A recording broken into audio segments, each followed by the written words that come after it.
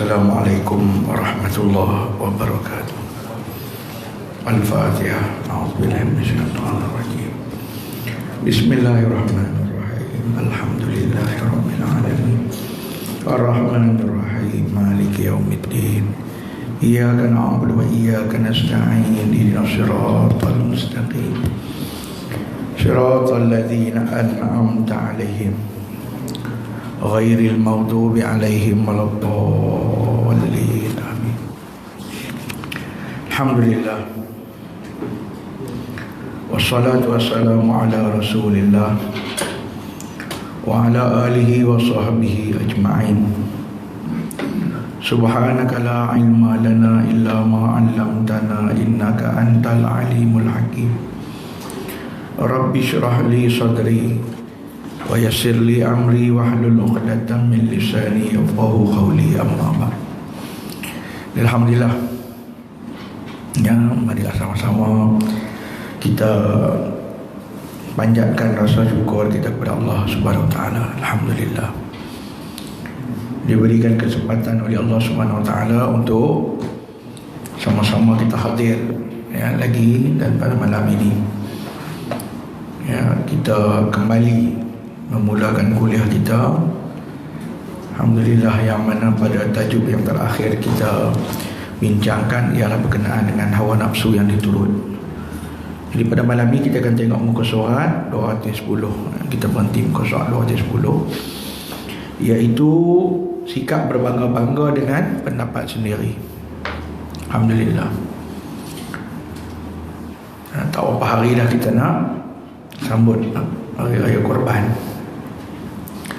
Saya cukup ingat lah, kalau Raya Korban saya cukup ingat Masjid Nur Saadah ni, saya mula main tu Raya Korban. Main-main pula rekod, tuan-tuan tahu lah, lupa.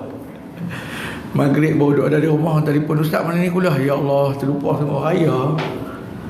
Jadi kalau tengok tu mungkin lah ya tahun 2005 atau 6 dah lah ya. Kitab kita ni pun 2012 ya. Kita mula 2012 dan ni 2020, 8 tahun tak habis-habis lagi. Jadi Alhamdulillah, tak apa, pelan-pelan tuan-tuan. Setelah kita ikuti ya pengajian kita selama beberapa tahun ini tuan-tuan, tujuan kita bincangkan di antara kitab kita ni antara lain tujuan Dr. Yusuf Qaradawi susun kaedah fiqh al-awlawiyat ni adalah supaya kita mengetahui mana patut kita jadikan sebagai asas ya, kepada keputusan kita. Kita jadikan asas dalam kita nak buat keputusan. Sebab pendapat di kalangan para alim ulama dalam sesuatu perkara tu sebenarnya banyak. Dalam mana-mana cabang fiqh pun, baik fiqh yang namanya fiqh dalam hal-hal ibadat,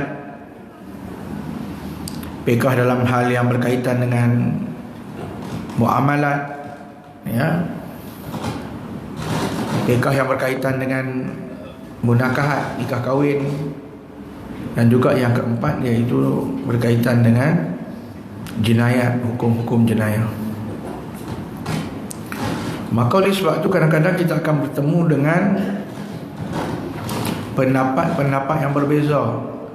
Maka di sana zahir jelas kepada kita berdirinya mazhab-mazhab fiqh ya, di antara sekian-sekian pendapat, maka para ulama secara tidak langsung mendirikan mazhab dia sendiri. Mazhab ni banyak, tapi yang masyhur yang ada ya, mazhab yang 4 tu lah. Bukan artinya mazhab lain semua tak bagus, dah. Kadang ada mazhab lain yang lebih keras lagi pendapat mereka. Tetapi 4 mazhab yang kita tahu ni jadi popular kerana kesederhanaan pendapat mereka. Orang boleh ikut. Kadang-kadang pendapat di kalangan setengah ulama ni, ya, kalau kita tengok, mereka mengeluarkan hukum daripada ayat-ayat Al-Quran tu dengan kaedah mereka.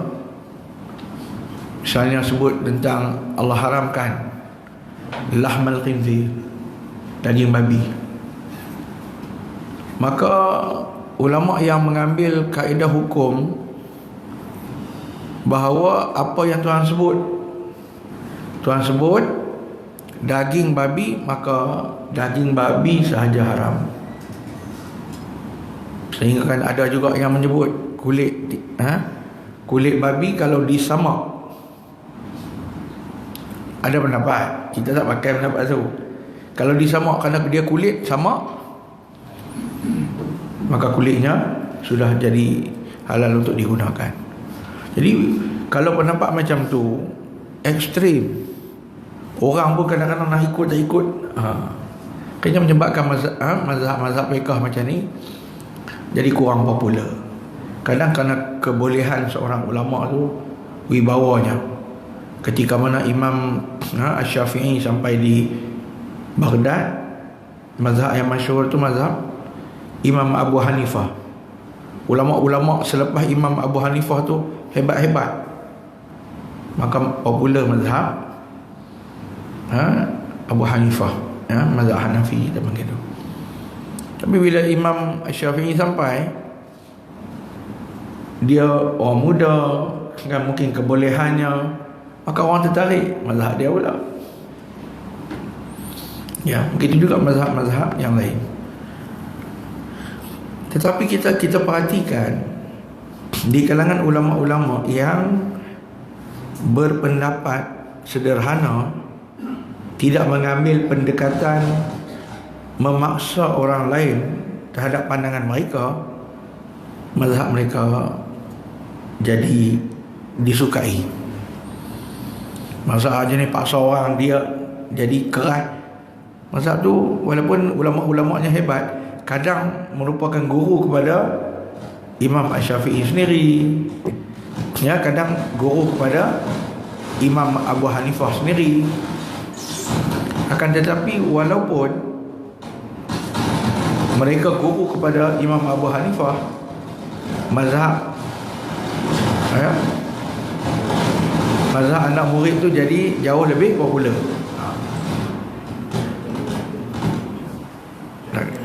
Cabut salah satu. Saya tunggu Ustaz. Tak apa, pelan-pelan. Kan nak pergi mana?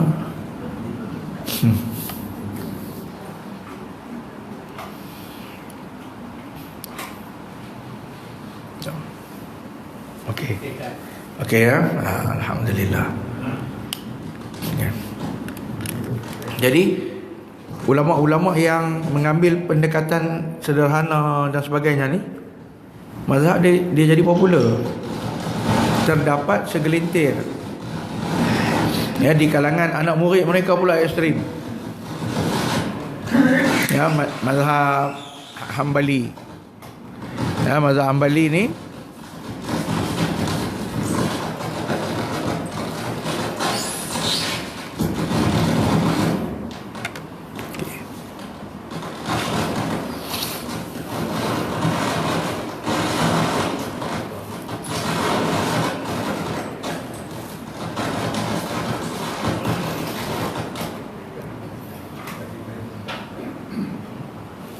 kadang ya, boleh ya.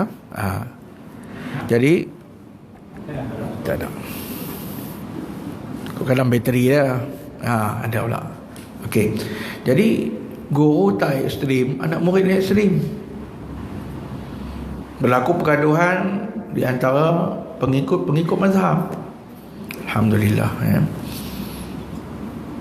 Maka oleh sebab tu kalau kita telusuri, ikuti perkembangan mazhab tu dan sebagainya, saya melihat bahawa mazhab-mazhab yang lebih terbuka, mazhab yang tidak terlalu ketat, ya, mazhab mereka memberikan pendapat yang lebih ringan, maka mazhab mereka popular. Itu sampai kepada kita, 4 mazhab ni. Walaupun lepas-lepas daripada tu orang, kebanyakan ulama ikut 4 mazhab ni pula, tak bina mazhab lain. Sebab nak bina mazhab ni bukan sekadar mengeluarkan pendapat, tapi kena ada kaedah, manhaj, ya, apakah sumber kepada mazhab ini yang jadi hukum, kan? Ada mazhab terima, ada mazhab tak terima, ya. Tapi yang mereka ijma' sepakat, yang mereka sepakat ni adalah Al-Quran, Sunnah, ijma' dan juga qiyas. Yang lain daripada tu berbeza pendapat di antara mazhab, pendekatan mazhab dalam menentukan, ya, satu perkara tu.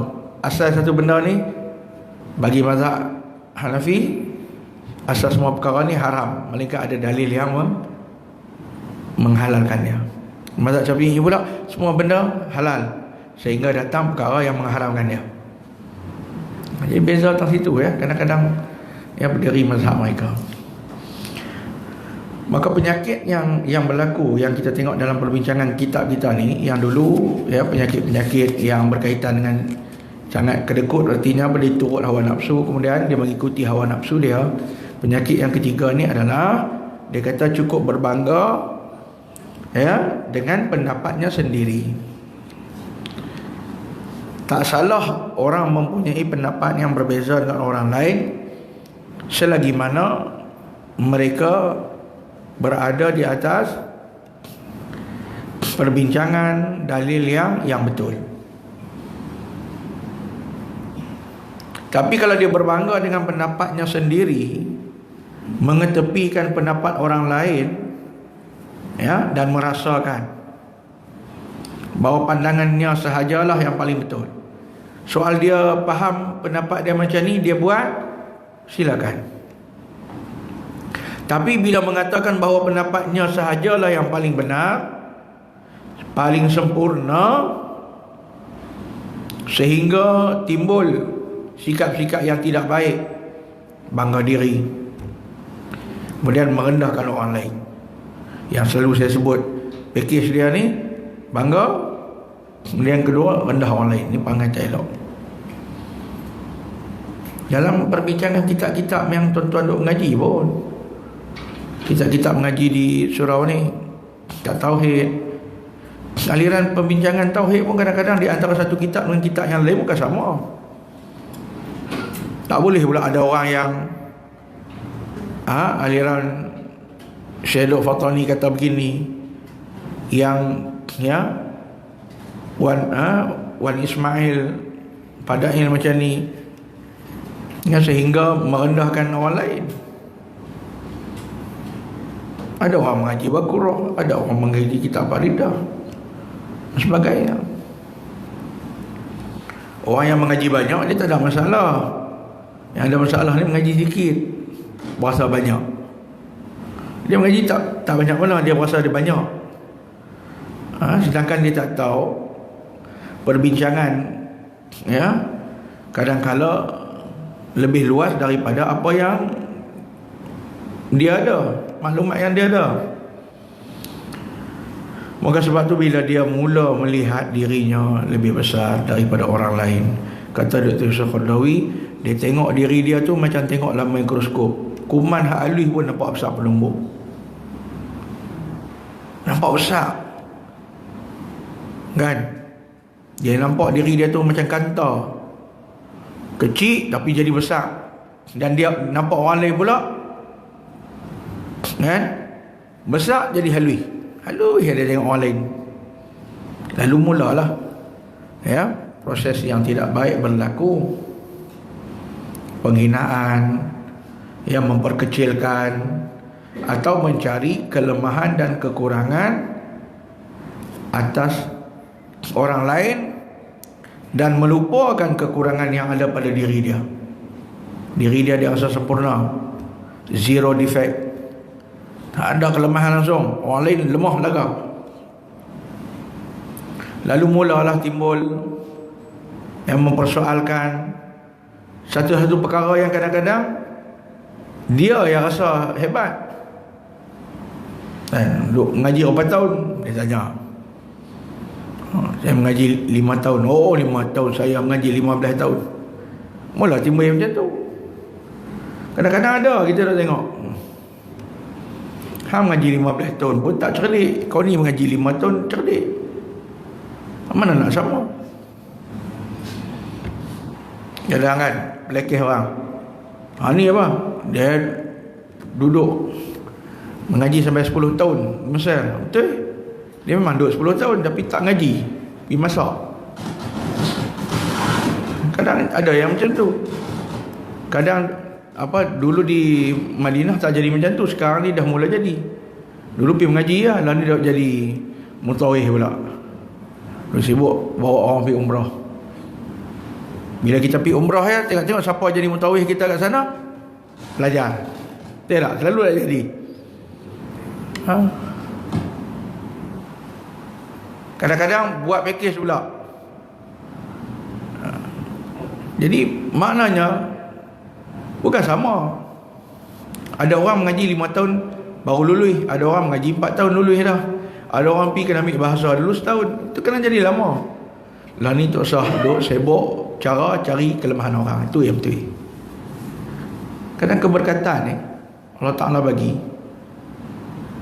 bukan di atas satu tempoh ya, tetapi keberkatan Allah Ta'ala bagi ni dengan keikhlasan seorang tu kan. Macam tuan-tuan main mengaji di masjid lah. Siapa kata orang mengaji di masjid tak boleh jadi alim? Kalau dia duduk di masjid ni, dia pulun mengaji sungguh-sungguh 10-15 tahun dia tak pernah tinggal kuliah maghrib, dan dia tumpu atas kitab dia tu. Boleh macam mana kita tak tahulah, boleh ya.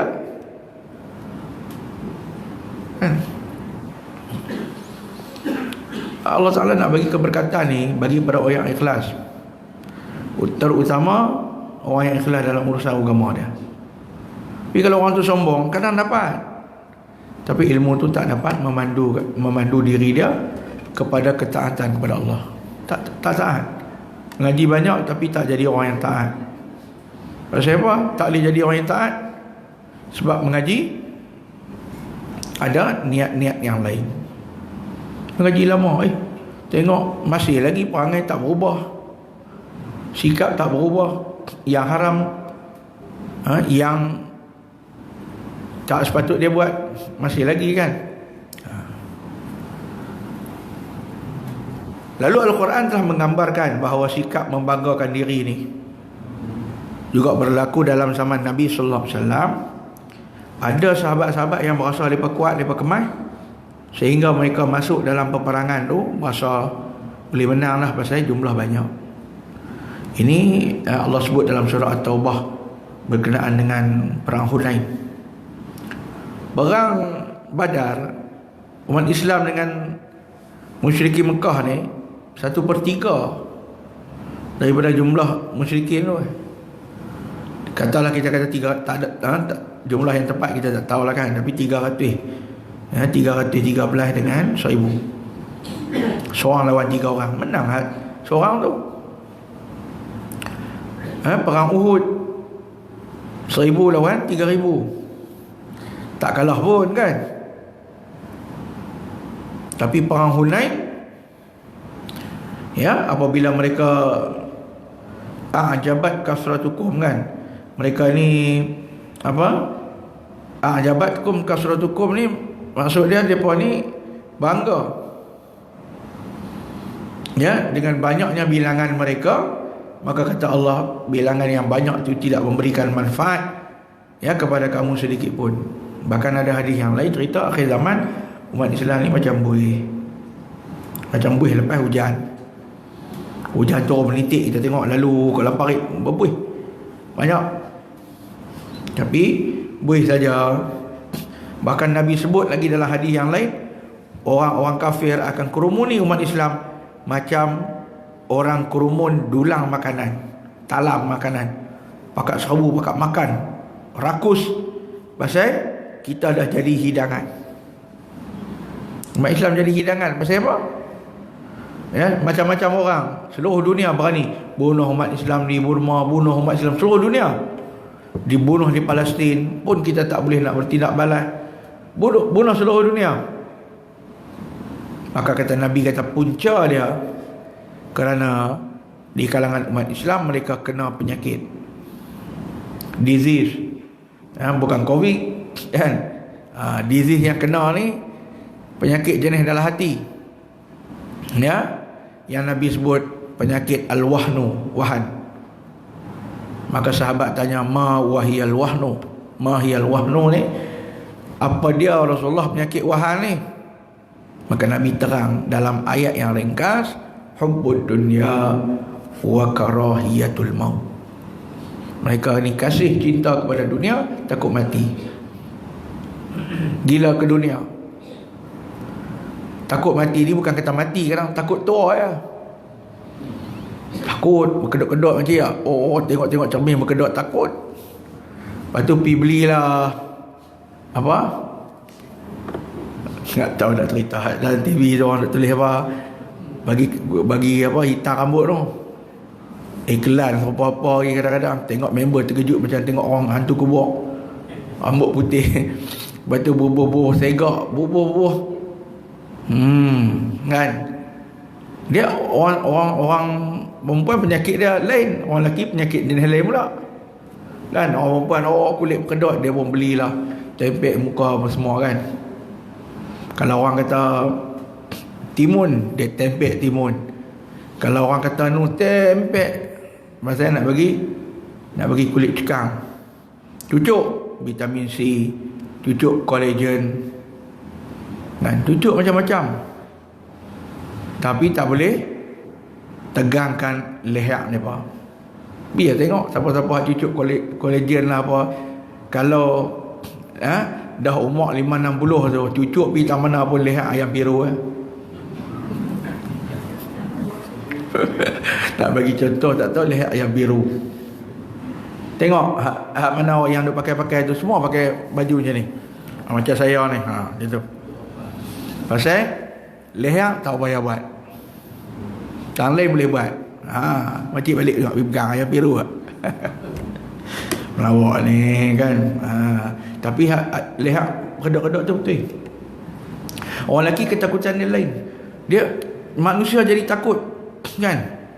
Ini bukan saya nak kritik orang yang bersukan. Sukan tu bagus. Tapi kalau hala ke dunia, manusia pulun. Hala ke dunia. Habak kata nak menyihatkan badan kena khabat bukit. Kok belah ni bukit apa, Suling. Bukit apa ni tepi highway tu. Bukit Suling lepas tu ada dulu orang panggil bukit apa? Ada zaman dulu panggil lain apa? Bukit Langkap. Kan? Bukit Langkap. Panjat. Lagi bukit Katak, habis semua bukit lepas panjat. Tangga masjid tak larat. Tangga masjid berapa anak tangga ya? Tapi kalau tangga Gunung Jerai 1000 kaki naik atas Gunung Jerai, dia boleh naik 1000. 3 anak tangga. Masjid Nurul Saadah 2 dia tak? 2. Kalau berjalan kaki, bersukan kayuh, pergi mana? Gerik, Baling, Bukit Bendera, Gunung Jerai, kayuh main masjid tak boleh, tak ada masalah. Kita tak kata benda tu tak bagus. Saya tak kata dia yang ustaz tu anti dah, dia tu tak larat kayuh. Betul lah kan. Bukan kita nak petikai apa. Kadang-kadang manusia tu dia makin ni, kuih lama lagi berumur, lagi nak beli motor besar, beli lagi. Barum pergi mana? Kuala Kurau, pergi makan ketal lembut, tak ada gigi. Minggu ni gerik pula Darian Batu Kurau, pergi habis semua. Ronda habak tak mana. Ikan Temenung Kuala Kedah sampai. Laksa Belut sampai. Habak ya tempat makan sedap semua sampai. Masjid Nurul Saadah tak sampai.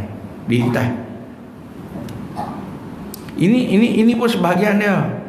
Orang masjid cara orang masjid juga. Ketakutan-ketakutan tentang cinta dunia dan takut mati tu, bukan mesti kata takut mati dulu dia tak mau mati, dia tahu, tapi dia cuba lambatkan penuaan dia. Ya, kasih pada dunia, hala ke dunia, dia spend begitu banyak duit dia. Ya, dia spend untuk benda-benda yang tidak begitu mendatangkan faedah akhirat. Bukan kata tak ada faedah, maksud saya faedah akhirat. Kan?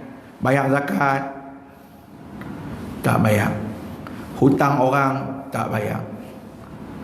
Tapi apa yang dia buat? Seronok ke sana ke sini, tapi hutang dengan Tuhan, hutang dengan manusia, sedekah mereka tak buat.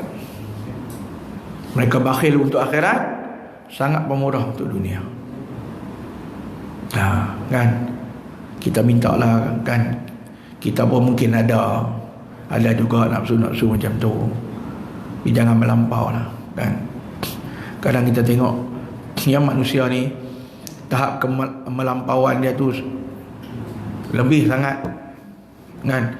Apa-apa benda yang kadang-kadang sampai melibatkan ribu, juta dan sebagainya, mereka sanggup buat sebab nak puaskan hati, kejar pencapaian peribadi, ya, usaha untuk buat sesuatu sekalipun Allah Ta'ala haram. Beranak-beranak jantan, nak bagi jadi perempuan, habis sampai berjuta-juta. Hak jantan nak jadi perempuan, hak perempuan nak jadi jantan. Ya, lalu mereka buat. Ya, kita bimbang hal ini masuk dalam perkara yang menyebabkan akhirnya timbangan amal kita di akhirat jadi ringan. Ya, kerana apa yang kita buat hanya memberatkan urusan-urusan dunia kita saja.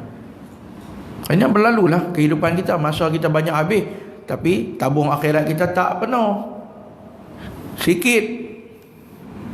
Jadilah orang yang Nabi kata, ya, yang dia hidup lama tapi pendek umurnya.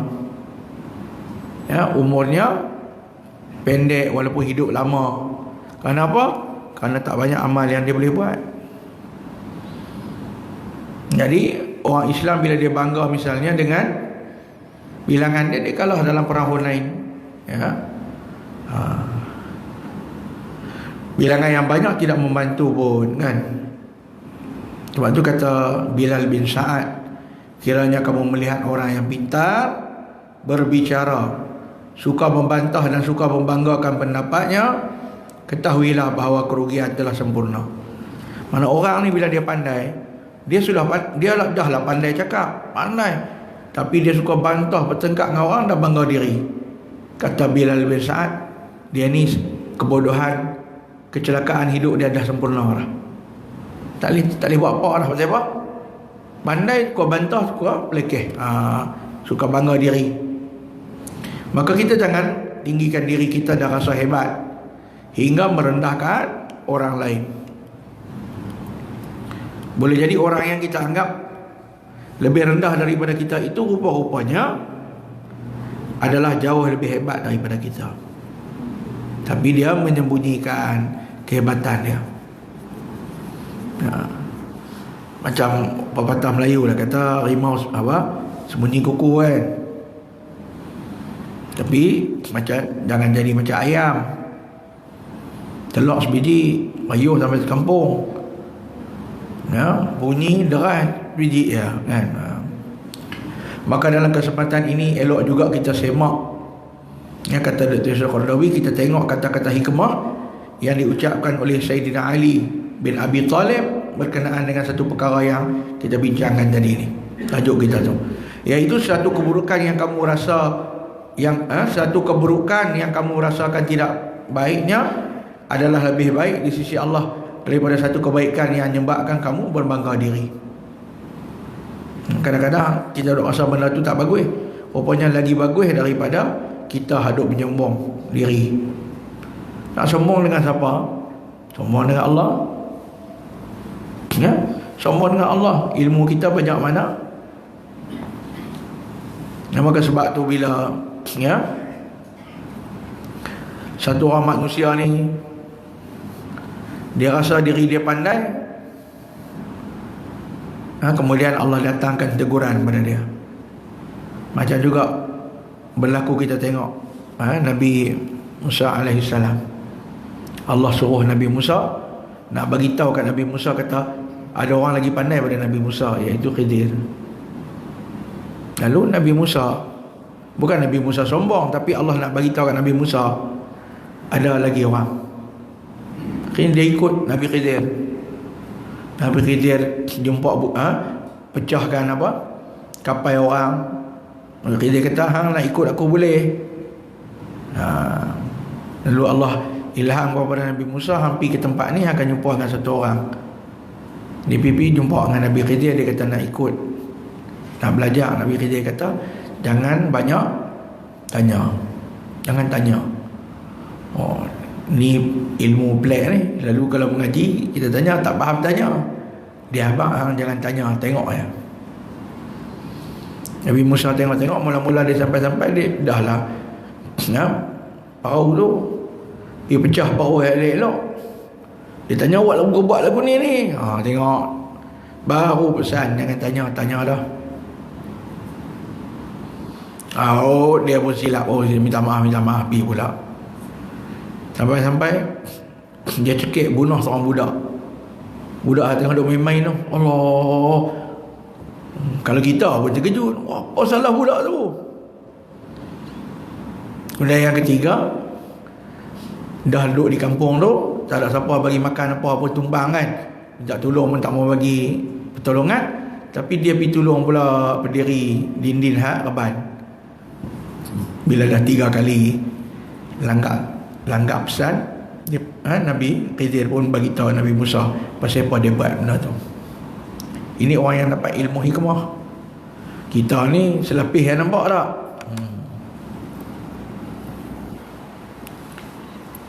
Jadi kadang kita jangan berasa kata kita hebat. Kalau kita ada pendapat, kita bagi tahu dengan cara yang paling baik. Kalau orang tak mau ikut, pulanglah. Macam ni. Kalau ada apa-apa pilihan, bagi tahu macam ni. Ya. Jangan sampai duduk cakap ni pakai ni, hak lain semua tak boleh pakai. Hak orang lain semua tak boleh pakai, dia ya. Padahal tak boleh pakai tu dia lah. Dan selari dengan pandangan ini adalah Imam Ibn Atta' rahimahullah. Dia berkata, ada kalanya Allah membuka bagi kamu pintu untuk melakukan perbuatan taat. Namun Allah tidak membuka bagi kamu pintu qabul, berkenan. Dia bagi lorong untuk buat taat, tapi tak berkenan. Allah tak berkenan dengan dia. Macam mana? Ada kalanya kamu ditakdirkan untuk berbuat satu kemaksiat, namun dengan itu diberikan jalan untuk taubat dan insaf. Buat baik tapi Allah tak terima kebaikan kita. Tapi ada orang yang buat jahat, tapi Allah buka pintu taubat, Allah terima taubat dia. Jadi mana lagi baik?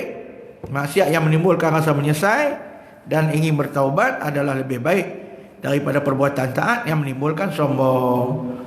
Allah buka dia lorong, bersedekah apa semua. Dia ada harta, dia bagi sedekah, lepas tu dia sombong dengan sedekah dia pula.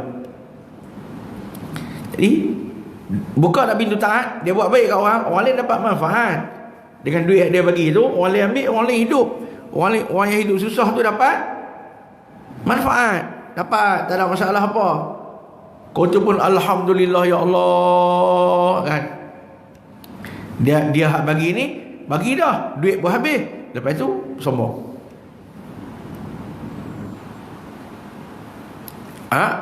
Mana lagi baik? Baik lagi orang yang buat maksiat kemudian bertaubat. Bukan makna kita nak galak kawan buat maksiat dah.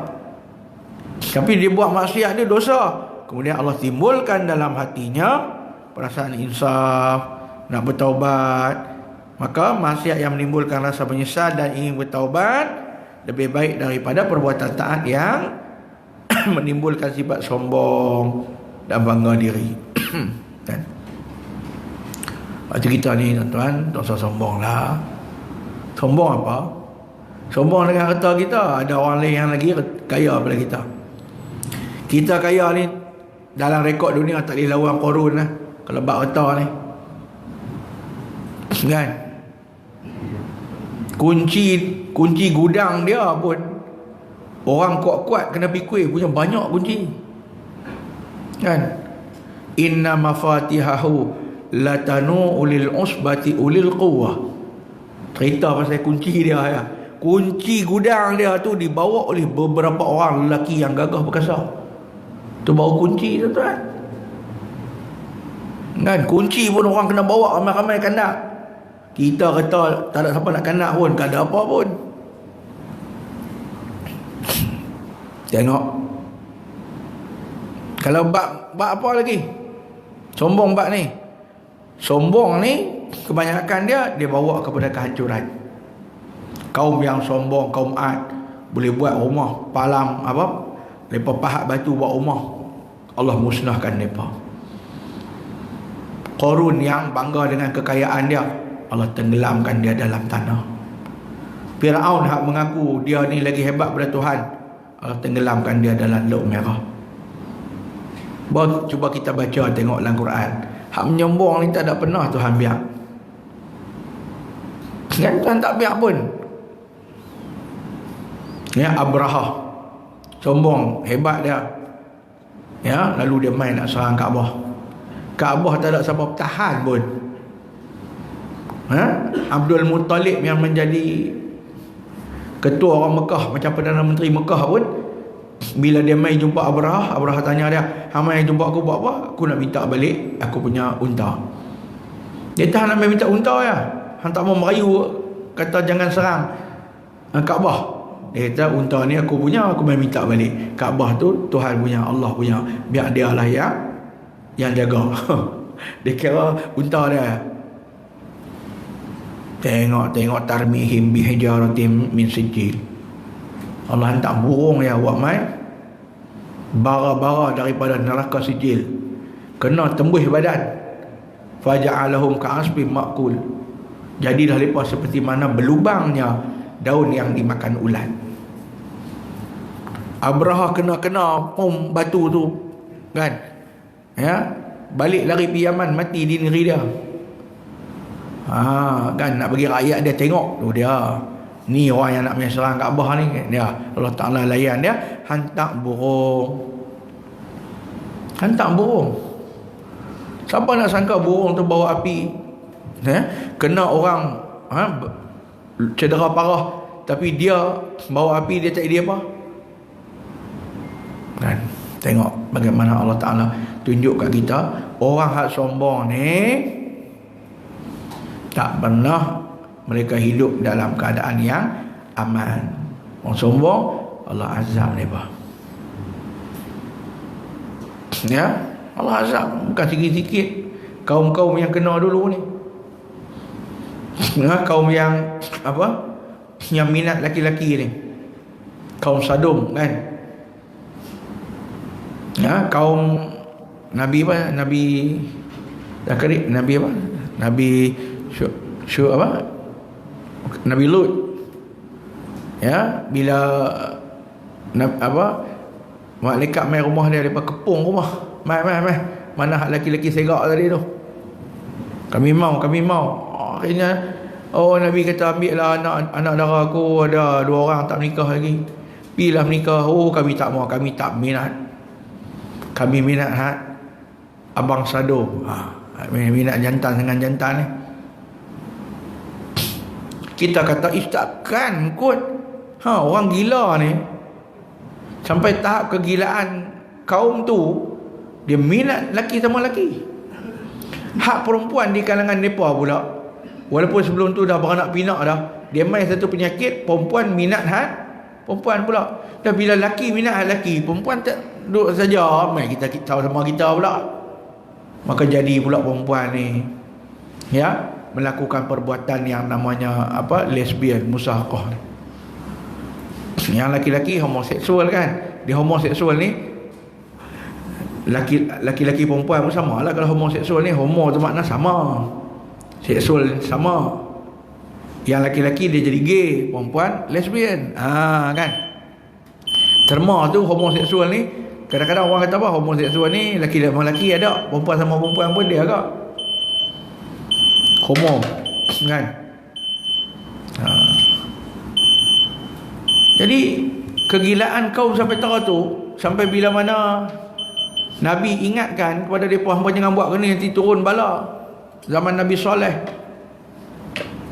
kan, Nabi Soleh, bila mereka cabar Nabi Soleh tunjuk mukjizat, Nabi Allah Ta'ala hantar unta keluar daripada celah-celah bukit yang sempit. Unta bukan main-main, unta punya besar. Besar tak besar unta tu, kalau dia minum air telaga hari tu, habis. Orang kaum Nabi Soleh berminum susu hari tu, susu unta. Jadi telaga mereka kongsi, hari ni unta, esok hamba, unta hamba, unta hamba. Lain kali jadi tamak, mereka bunuh unta tu. Nabi Soleh kata akan datang bala. Dia kata mana, bila mai, bila mai. Allah Ta'ala datangkan. Untuk setengah kaum kadang Allah datangkan api yang turun daripada langit. Dalam surah Ibrahim cerita, turun api daripada langit, batu-batu berapi. Ada yang main dalam bentuk angin yang sejuk, yang menyebabkan mereka berkelipangan mati. Jenis panas pun ada, ini sejuk pun ada. Maka ini Allah tunjukkan kepada orang yang sombong. Jadi kita tak payah sombong lah. Mak kita sombong ni bukan dekat Allah Ta'ala tak suka, manusia pun meluat, kan, sombong ya. Lalu sifat sombong ni juga dia kata menyebabkan manusia ni akhirnya mereka telah diuji oleh Allah Subhanahu Wa Taala, kadang dengan bala yang sangat berat. Sombongnya orang musyrik Mekah. Muhammad tu siapa, anak yatim ya, kan, kita ni kalau mereka pergi Madinah apa orang sangat, perang tak takut, tak apa, buat. Akhirnya Allah tunjukkan orang yang sombong ni. Dalam sejarah, dalam Al-Quran, kalau tuan-tuan selok cerita Al-Quran ni, dalam Al-Quran banyak cerita kisah kaum-kaum yang sombong. Jadi walaupun kita kata orang Islam ni, dia di kalangan kita ni jangan sombong dengan pendapat kita, orang bukan Islam dulu pun mereka juga sombong, tapi dalam bentuk yang lain. Jadi kita kadang-kadang pendapat orang lain yang berbeza dengan kita tu kadang-kadang merupakan jalan keluar dalam keadaan yang lain. Hari ni kita pakai pendapat ni, tiba-tiba satu hari nanti tengok-tengok pendapat kita ni dalam keadaan tu tak bersesuai. Kena pakai pendapat mereka. Tu orang yang kadang dia rasa dia saja betul, dia tak pakai pendapat orang. Tapi kita kadang-kadang ada pendapat yang di kalangan ulama-ulama mazhab lain, kan. Jadi kita pakailah. Macam dalam kes-kes COVID dan sebagainya ni pun kita tengok. Kes COVID ni kan, ada pendapat macam kita semayang ni, banyak orang duk belekeh. Semayang duk berjarak-jarak, tak jadi apa dah. Jangan. Yang kata penyakit virus ni, saya ingat lagi masa saya jumpa dengan adalah orang yang saya jumpa dulu. Dia cerita saya, dia kata apa? Dia kata Tok Guru, dia kata ada sebut, dia kata Baba ada sebut, dia kata tahun 2020 ni jadi malapetaka besar. Jadi kita duk jangka masa 2020 ni adalah berlaku peperangan dunia. Yang saya punya duk fikir tu lah. Duk fikir. Masa tu duk fikir lah. Anak masa tu kecil lagi. Tentang bayang anak saya duk bawa heret main kuliah dulu, jatuh longkang. Kali-kali tak ada seorang. Orangnya duduk dalam parit. Parit depan ni lah dulu. Titi halui. Dia jalan langgung ke atas. Tidak seorang tak ada air. Sampai bila nak pergi mengajak kuliah ni, kalau saya kata abang jom pergi kuliah mana? Tu pergi surau apa bangah jatuh parit tu. Sampai keluar. Lepas ambil SPM lah tahun ni. Daripada umur 4 tahun tu. 4 tahun 5 tahun duduk ngek-ngek duk main lena lari semua tu. Masa tu duk fikir dengan kawan, ya Allah ni macam mana anak kita ni sampai tahun 2020 lepas baru umur 17 18 nak ini apa.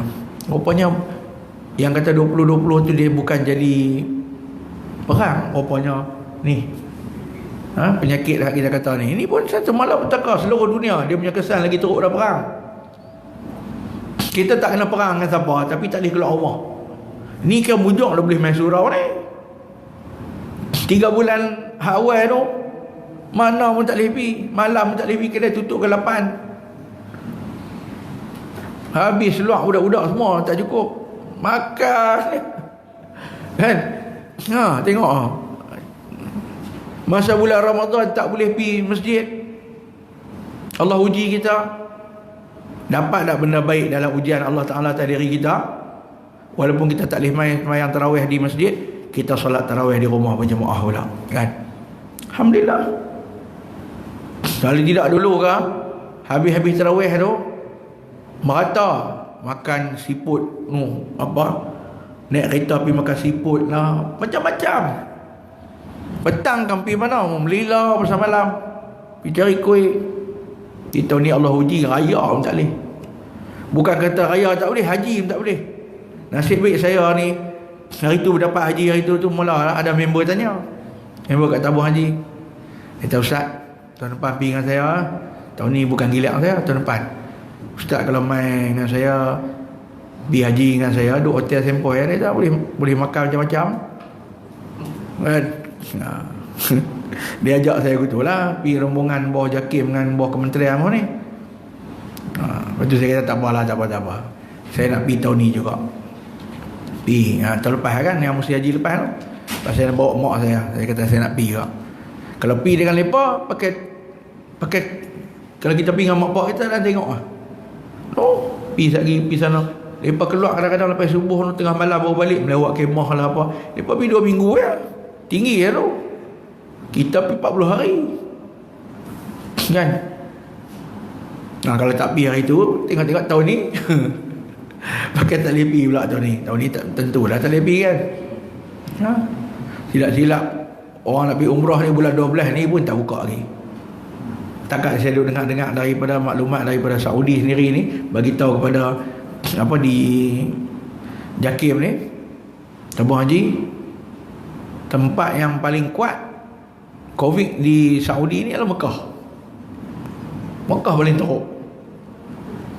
Kalau kata contoh saya kata 600 kes tu, 400 Mekah. Kemudian Jeddah, tempat kita nak turun. Jadi sebab tu awal-awal lagi saya kata memang tahun ni tak boleh pergi dah kan. Lepas tu pula tahun ni pun sampai bulan 12 ni pun pasal tak buka lagi lah. Tapi tuan-tuan percayalah, buka-buka ni orang akan pergi Mekah macam pergi haji tu.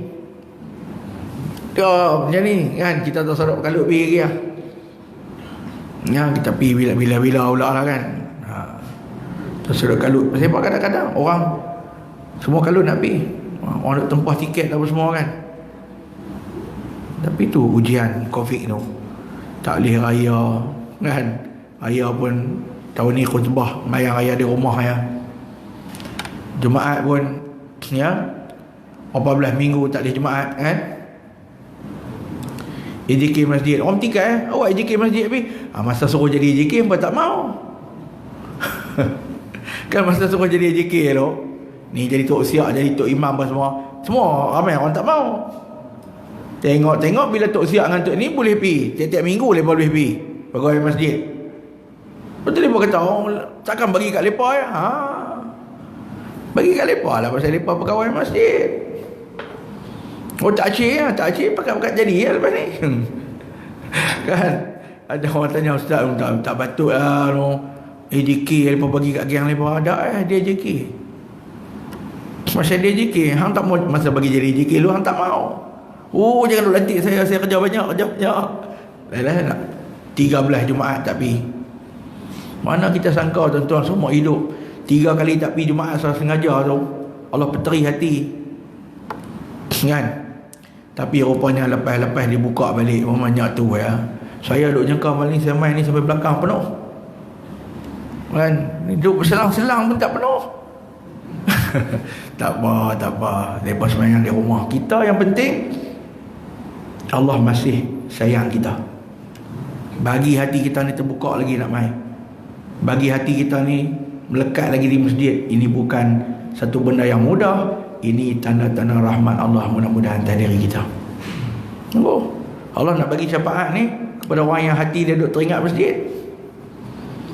Bukan senang tuan-tuan. Teringat masjid ni bukan boleh buat-buat, boleh reka-reka. Hati nak main masjid ni bukan boleh jenis nak buat. Dah. Dia ni adalah satu panggilan yang bila mana muazzin duk panggil kita sehari 5 kali tu, berapa orang boleh sahut? Padahal panggil tiap-tiap waktu, kan? Hayya ala solah, mana pernah ada yang tak azan? Tiap-tiap hari azan walaupun tak boleh main masjid. Tapi berapa orang yang boleh menyahut panggilan Allah? Dia tak sedar tu Tuhan suruh panggil. Muazzin ni adalah wakil untuk panggil kita main masjid. Tuhan suruh panggil. Pasal syariat tu Tuhan suruh panggil. Kan, bila nak keluar leher kan, hayya ala solah, hayya ala solah, kan. Tapi tak berapa orang yang nak kalut. Tapi cuba habaq tengok tempat-tempat lain, hatok ni dah. Pasal apa? Wallahu alam.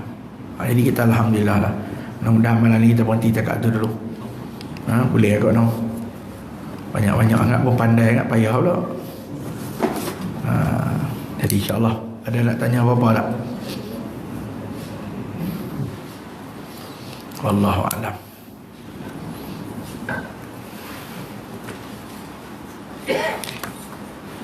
InsyaAllah mudah-mudahan kita akan bertemu lagi. Saya ucapkan selamat Hari Raya Korban lah. Ya. Tahun ni buat korban. Baik Sarawak ada masjid tak sanggup buat pasal SOP dia. SOP ialah memang ketat sikit lah kan. Alhamdulillah. Ya. Jadi tahun ni kita apa? Kalau sempat tu kita hadir untuk melaksanakan ibadat korban. Hari pertama tu mungkin tak banyak tempat buat lah. Hari Jumaat ya. Hari kedua ni banyak tempat. Yang akan buat kita insyaAllah kita muliakan. Ya, muliakan hari raya yang mudah-mudahan jadi ibadat kepada kita insyaAllah. Jadi saya ucap awal lah dulu ya, sementara tak ni lagi dalam tempoh ni hari pertama 1 Zulhijjah, ada 9 hari lagi insyaAllah ya. InsyaAllah kita akan menyambut hari raya korban. Mudah-mudahan kita dapat menghayati lah peristiwa di sebalik ibadat korban yang akan kita jalani nanti insyaAllah. Aku qawli hadza wa astaghfirullahal azim li wa lakum. Assalamualaikum warahmatullahi wabarakatuh. Radina billahi rabba bil islam dina wa bi Muhammadin sallallahu alaihi wasallam ya rasulah. Allahumma ta'alaina wa ta'ala alibin wa rasulna Muhammad nabi jabatan min mursalin. Allahumma tahhir qulubana min al-nifaq wa amalana min ar-riya wa lisanana min al-kadhib wa uyunana bil khiyanah. Fa innaka ta'lam kha'inatul a'yun. Rabbana atina fid dunya hasanah fil akhirati hasanah wa qina adzabannar. Sallallahu alaihi wasallam Muhammad wa ala alihi wa sahbihi wa baraka wa sallam. Alhamdulillah rabbil alamin. Qabalallahu minkum.